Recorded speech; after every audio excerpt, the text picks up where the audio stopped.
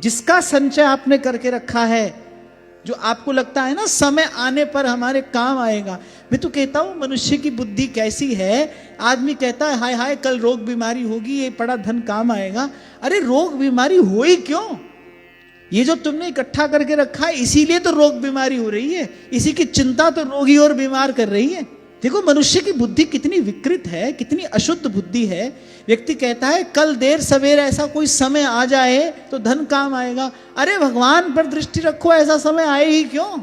आपका खुद का ही संकल्प अपवित्र है कि कल मेरे जीवन में विपदा आएगी, मेरा इकट्ठा किया हुआ धन काम आएगा।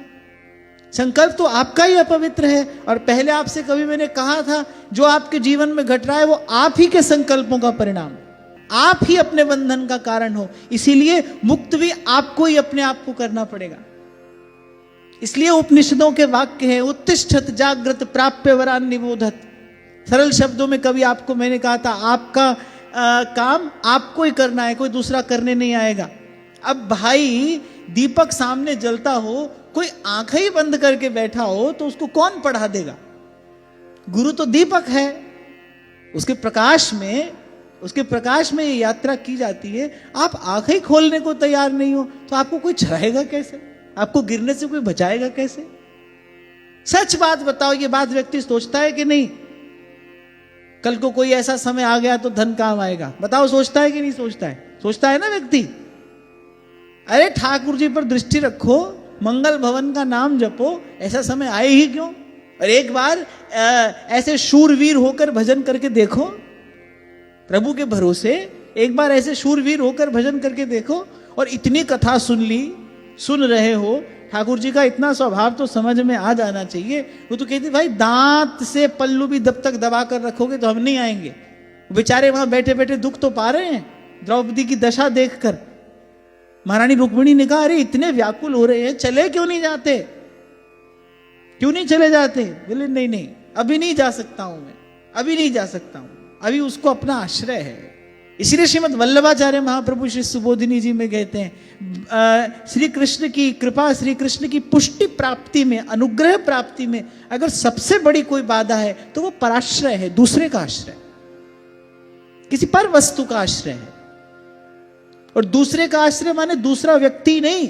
बल बहुत हुआ तो व्यक्ति लगता है भाई हम अपने आप कर लेंगे अपना काम। बुद्धि बहुत हुई तो व्यक्ति को लगता है कि भाई हम तो सब जानते हैं। धन बहुत हुआ फिर तो कहना ही क्या, फिर तो व्यक्ति को लगता है मैं ही भगवान हूं। धन बहुत अधिक हो जाए तो व्यक्ति को लगता है भाई मैं ही भगवान हूं, सबको खिलाने वाला मैं हूं। ये जो सब सुख है, सुविधा दिखाई पड़ रही है, हम ही तो दे रहे हैं।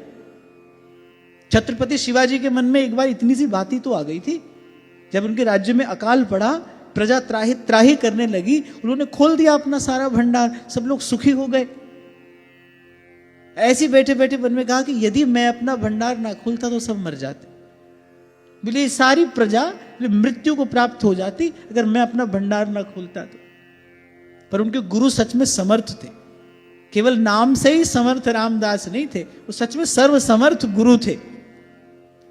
और जैसे कछुआ होता है ना, बड़ी दूर से अपना अंडा से लेता है, ऐसे ही समर्थ सदगुरु की दृष्टि रहती है अपने शिष्य पर।